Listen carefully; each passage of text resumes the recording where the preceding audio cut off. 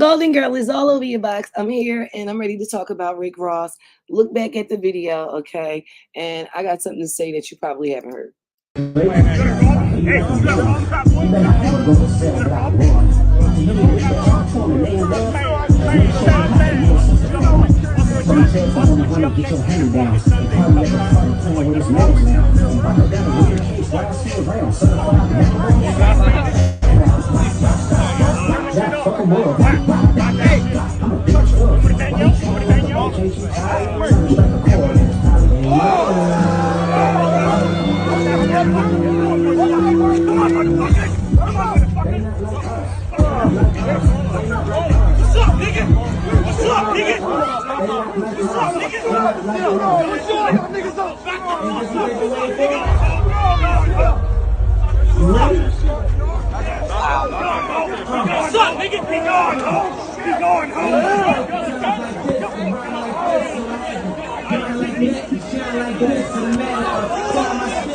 Okay, so they did him dirty. It's no doubt about it. They did him dirty, but he was able to get up. He took a couple of bunt kicks to the head and everything. Maybe he has a concussion.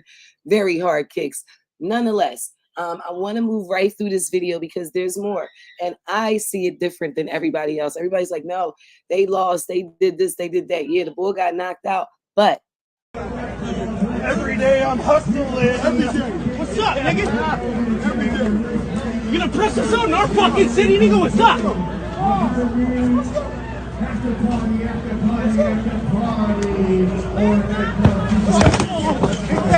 See me again, nigga. Back up, nigga. What? What's up, bro? Come on. What's up? Why do you want me right now? Come on, man. What's up? Keep running out. What's up? Go, yo.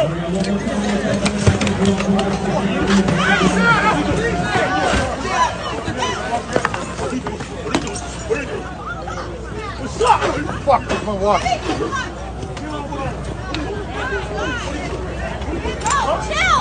Chill.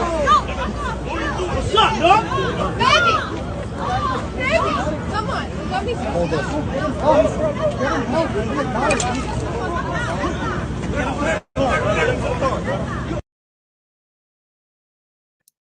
look, they ain't playing with it. Okay, they got greasy. They did what they needed to do. You already heard the story. I was on last night. I was talking about it. But what I wanted to say to y'all that I think something happened in a lot of you may not have heard is the bottom line is Rick Ross was there. He had on however many thousands of dollars worth of jewelry and everything on him. He was in a brawl. Nothing happened to Rick Ross. At the end of the day, nothing happened to Rick Ross. His ball got knocked out. His other security, he got pushed down. But at the end of the day, like, be clear, at the end of the day, nothing happened to Rick Ross. His security is there to take an L if they have to, because you may not know what celebrity security is about or what it's supposed to do. If it's an event, if it's a situation going down, end of the day, that's what I hired you for. You're going to take that L, that fault, whatever you need to do to keep me protected. That is what you do. And that is why I say it was a win for Rick Ross, because at the end of the day, that internet ish is whatever. But real goons, man, they would have took the jewelry first. They was some Canadian fakes. Rick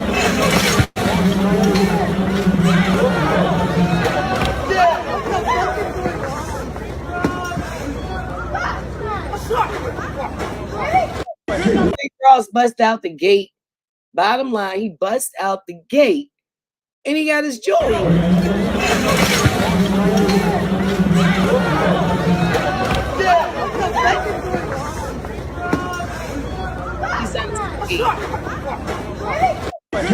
Right? So be clear about that. I just wanted to make that clear to everybody because I'm looking at it like people like, well, oh my God.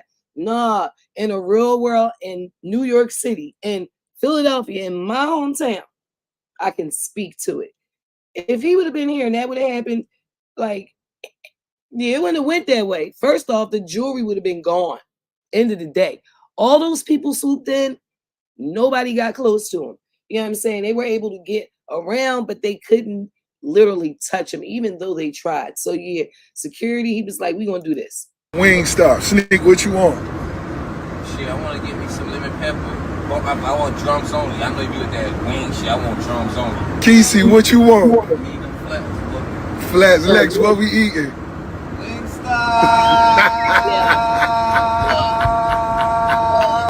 What?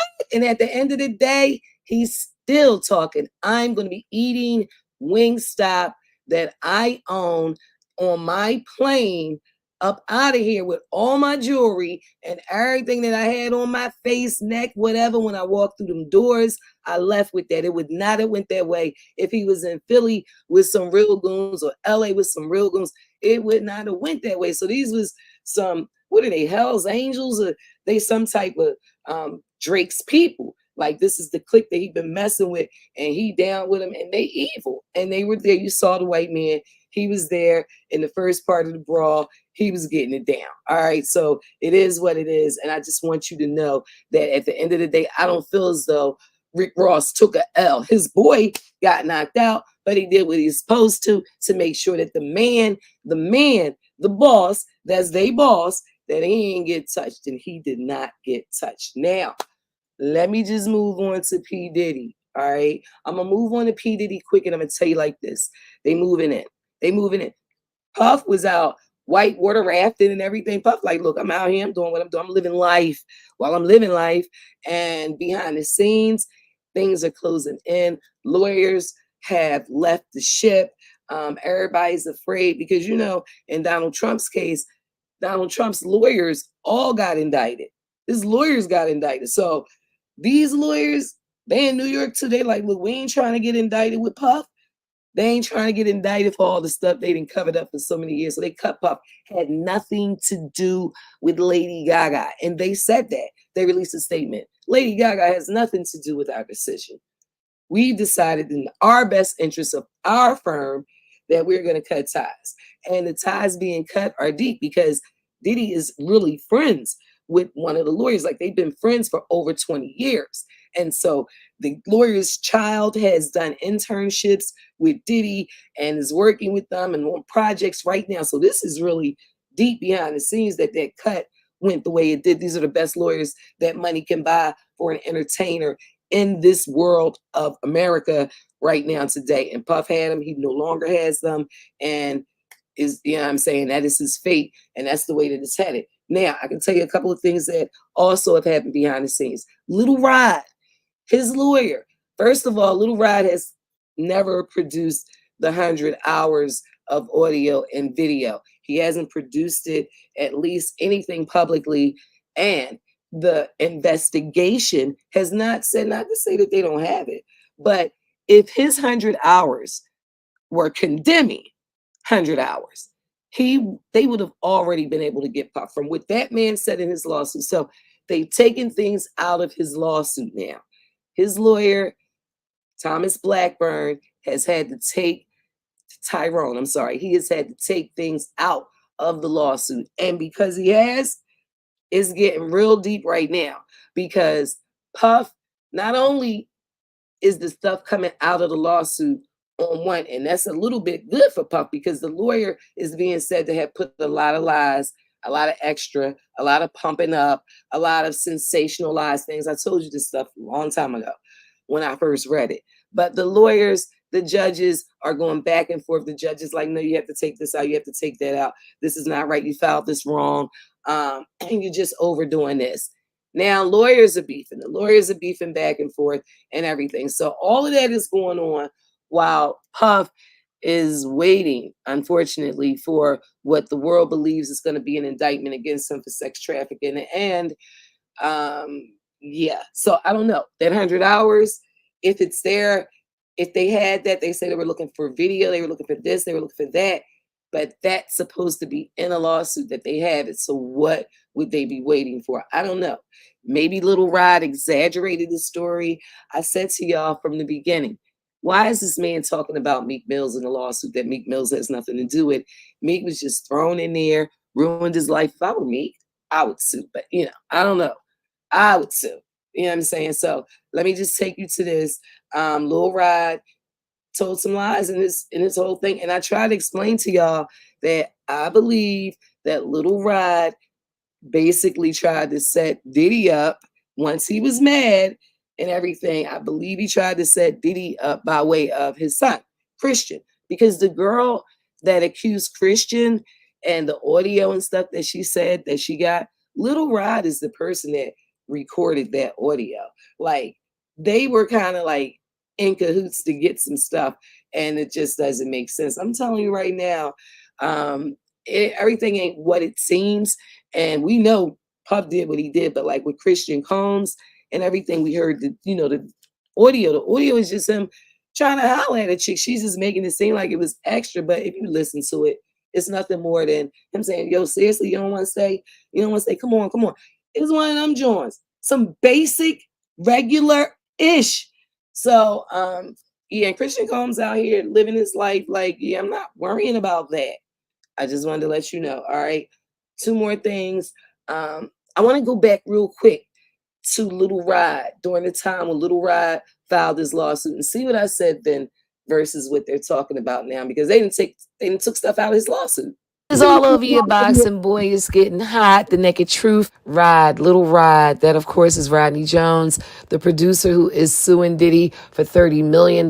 Well, on Monday, he added on to his complaint. He actually doubled down on what he'd already said and added even more. You may have heard he claims he has over 100 hours of video and audio that he took while he was with Diddy for around a year, that he lived with him as he worked with him. He claimed that he woke up one morning, he was in the bed with Diddy and two other sex workers. He didn't know how he got there. He said he was naked. He felt as though he was drugged.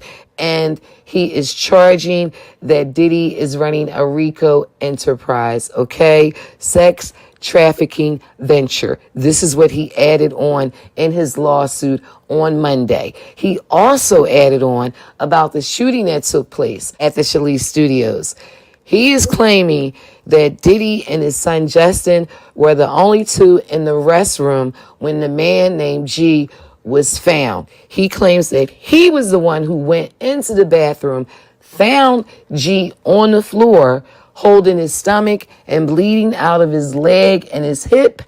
And he said that he was the person who brought the victim out, which is G, to the front studio where the ambulance was waiting. This is what he added onto the complaint. He is alleging that Diddy instructed him to tell the police that he had nothing to do with it, that Diddy had nothing to do with the shooting, and that it occurred outside the studio by a drive-by selling. Rodney also said that G was not shot outside. He was shot inside. Now, this then got a goalie, okay? He's also claiming that the report that the police took doesn't match anything as far as what really happened and what was said. Okay, there's a lot of allegations up in here. He also said that he was naked one night. Okay, this was while he lived with Diddy and worked with Diddy for over a year on the album, on the Love album. He said that he woke up in Diddy's bed one night or one morning. He was with two sex workers, him and Diddy. He didn't know how he got there. He believed that he was drugged. And yeah, he was in Diddy's bed, ass bone naked. This is what the man alleges, okay? You've heard most of the other allegations. These were allegations that were added on. To go back to when Diddy and Justin were allegedly in the bathroom and G got shot, he also said that on that night, all right, when the police came, Puffy and Justin hid out in a whole nother studio while the police investigated. And as soon as the police left, they was the first to leave right after the officers departed. This is out of control crazy. It's absolutely crazy. He is alleging that this all took place and he witnessed. He's saying that he picked up G and carried him to the ambulance. And only Diddy and his son was in there when the shooting took place. So this just got real deep. He added on to his story. It's a RICO charge at this point, and this is what he is claiming. talk about the naked truth. Rodney Jones also said that Diddy has hired a private investigator. The private investigator, he believes, has sought out his friends harassing and has bribed a close friend to try to provide dirt on him. The investigator attempted to bribe his friend, and he wanted to produce evidence to paint Mr. Jones in a bad light. This is everything else that he added onto an already 72-page complaint. I'm not sure how many more pages this is, but at the end of the day, this right here, the 100 hours that he claims that he videotaped, that he recorded audio, that is what may be coming out. And he alleges that there are other celebrities on these tapes and in this audio that are doing illegal activities. Golden Girls got the naked truth. No fake tea over here. Believe that. Baby. Just the naked truth. You might have forgot that part. Like you might have just forgot that. You know what I'm saying? So I just wanted to make sure that I reminded you that, yeah, that's been said. That was a while ago, and it ain't changed. Like at the end of the day, they are still doing an investigation, and this is how it all pretty much started. Right here. Yep, this is it. The Diddy liquor that did it. That did Diddy dirty. You know what I'm saying? Like at the end of the day, this right here ruined Diddy. Him going on and deciding that he needed, like he just had to sue them. Bottom line, he had to sue them for racial discrimination, unfair practices. He did it. I mean, he felt like, I don't know what he felt like. He felt like he was being shunned on and that they weren't having his liquor in enough locations and they should have been promoting it other places. And he wanted them to promote his liquor in like some of the whiter places and events and stuff. And they were like, well, no, we branded this for Black people. Like that's why we have you. We don't need you to try to get us to brand it somewhere else. We got you for that. And so for $1,000, because that's all it was $1,000 investment. And that's what Diddy had. And he ruined everything for $1,000. The bottom line, now his life is in shambles because it is those people, Diageo, it's the liquor company who hired the lawyers for Cassie, okay? Understand this is a full-on takedown with a lot of pieces to this puzzle and parts to it. And yes, people are being protected. Diddy is being protected now, but the protection for Diddy may be running out. The others are being protected. The Clive Davises and the Granges and Lucifer is really his name. Lucian Grange and some of the other people, Ethiopian and whomever. It's a lot of big wigs and big names and things like that that are attached to this lawsuit. And they are doing everything to get, cut off of it. They want to be disassociated with it, but they can't be because they are associated with it. They're associated with him. They're pretty much like, and this is not literal, but they're in bed together. All right. Golden Girl is all over your box. And I did just want to tell you that I'm coming back a little later on, probably around 7 o'clock and drop something else because there's a lot of stuff going on. I want to tell you about Trump real quick. I do want to let you know that Trump got paperwork, basically yesterday that if he wins, and it doesn't say this is just giving it to you. If he wins, he basically will be able to do anything that he wants to do. And that's just it. You need to know that the boy he's serious. You know what I'm saying? He's coming to change the whole thing, and he's going to do it immediately on the first day. He's going to sign in executive orders that are going to turn this country back to the Jim Crow era. And if you know, like I know, you better not vote for that bastard because he is sick as they come. We already know Biden is slow and can't run a country. They are going to replace Biden. I do believe that he will be replaced. There is absolutely no way they can count on votes. They know it, and he has to go. All right, so there'll be someone else. He may even be going now, like soon, before this term is up. Biden may have to give the keys over to Kamala Harris, and I'm not a Kamala fan, but I'm not a Biden fan. And as much as he's not doing anything and he's not incapable of doing anything at this point. Why not?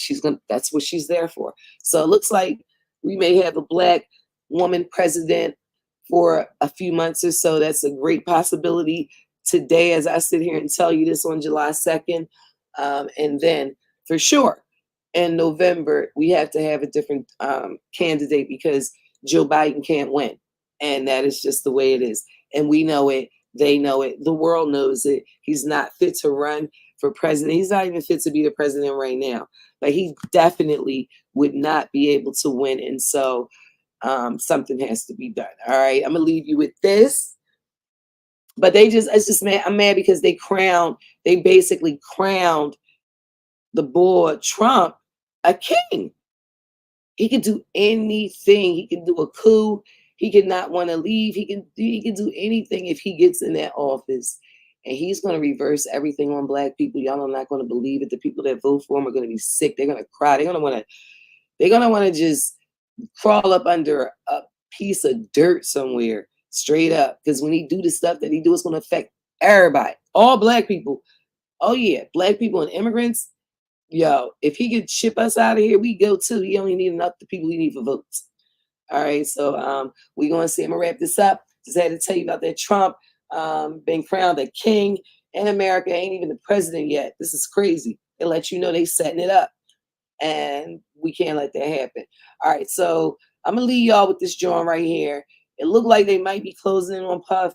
I don't necessarily, if he ain't kill nobody, I feel like, man, just pay some money. He already paying. He already lost everything. Pay some more money. But if he ain't do nothing illegal that these hoes and freaker workers and sex workers and everybody else, they was there. They was with it. He ain't keep nobody hostage. Nobody was there because they didn't want to be. They was there because they was partying. So I don't think Puff should go to jail unless he was responsible for Kim Porter, Tupac, or Biggie, or anybody else. They whatever. I'm just saying those three people come to mind first. I could toss off some more names, but I have nothing to do with it. And it's all on the internet. You can look for yourself, but listen to this.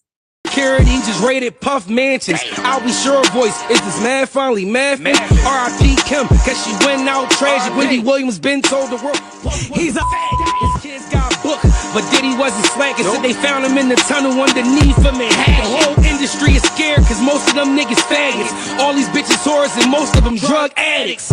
Charleston White, all you niggas brainless. Industry plant, you just internet famous. Speaking on the dead, they gon' shoot you till you faceless. Stomp you out with chucks with my Nipsey blue laces. Welcome to Gotham City, my Joker got two faces. Came at niggas, you'll suck his dick to be famous. Money to the root of evil, stop thinking with your anus.